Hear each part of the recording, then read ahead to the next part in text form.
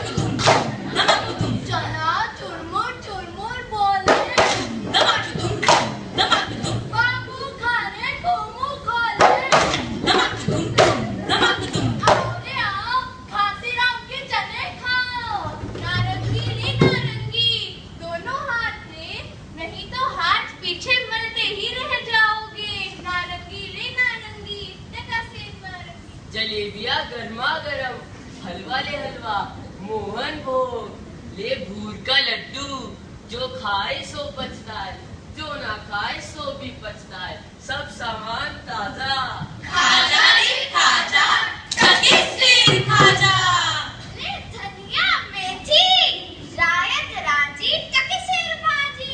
बादाम पिस्ता अखरोट, लोसा मेवा टके सेर, अरे चूरन अमल वेद का मारी। जिसको खाते कृष्ण मुरारी, चूरन बना मसालेदार, जिसमें खट्टे की बहार। मेरा चूरन जो कोई खाए, मुझको छोड़ कहीं ना जाए। वाह वाह, बड़ा आनंद है। क्यों भाई बनिए? आटा कितने से? टके से। और चावल? टके से। और चीनी? टके से। और घी? टके से। सचमुच सब टके से? हाँ महाराज, क्या झूठ बोलूंगा? क्यों बच्चा, मुझसे मजाक तो नहीं करता? इस नगरी की चाल ही यही है, यहाँ सब चीजें टके से बिकती है। इस नगरी का नाम क्या है? अंधेर नगरी। और राजा का नाम क्या है? चौपट राजा। वाह वाह, अंधेर नगरी, चौपट राजा, टके सेर भाजी, टके सेर खाजा।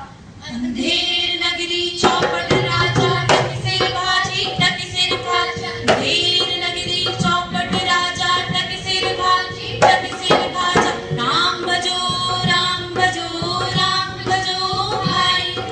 राम के नाम से काम बने सब। तुलसीदास भई रघुराई तुलसीदास भई रघुराई तुलसीदास भई रघुराई। बच्चा को फटे दास के क्या भिक्षा लाया? गुरुजी महाराज 3.5 सेर मिठाई है। देखूं बच्चा। वाह वाह बच्चा, इतनी मिठाई कहाँ से लाया? किस धर्मात्मा से भेंट हुई? गुरुजी महाराज 60 पैसे भीख में मिले थे, उसी से ये इतनी मिठाई नो ली है। बच्चा, नारायण दास ने मुझसे कहा था कि यह सब चीज टके से मिलती है, तो मैंने उसकी बात का विश्वास नहीं किया। बच्चा, यह कौन सा नगर है और कौन इसका राजा? अंधेर नगरी चौपट राजा टके सेर बाजी टके सेर खाजा। तो बच्चा, ऐसे नगर में